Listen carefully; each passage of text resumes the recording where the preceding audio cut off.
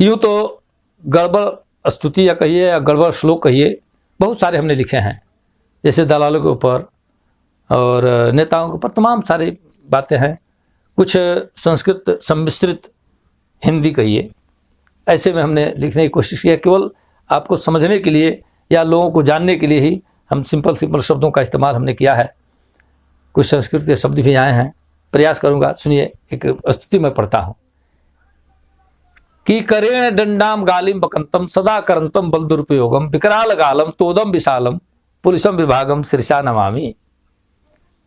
करेण दंडाम गालिम बकंतम सदा करंतम बल दुरुपयोगम विकराल गालम तोदम विशालम पुलिसम विभागम शीर्षा नमामि। कतलस्य जनकः अपहरणस्य भ्राता चोरस्य मित्रम दलालम हितैषी। कतलस्य जनकः अपहरणस्य भ्राता चोरस्य मित्रम दलालम हितैषी। सज्जनस्य शत्रु गमारस्य हंता मुंशी दरोगाम सहितम नमामि। मुंशी दरोगाम सहितम नमामि। खाकी व खादी मौसेरे भ्रातः दो घूसखोरम जगतम विख्यातः। खाकी व खादी मौसेरे भ्रातः दो घूसखोरम जगतम विख्यातम भौतम कदाचित एकामनेकः लक्षम करोड़म मम दृष्टयामि। यानी हमारे देखने में लाखों करोड़ों में एक कोई नेक होता है। भौतः कदाचित एकामनेकः लक्ष्यम करोड़म मम दृष्टयामि।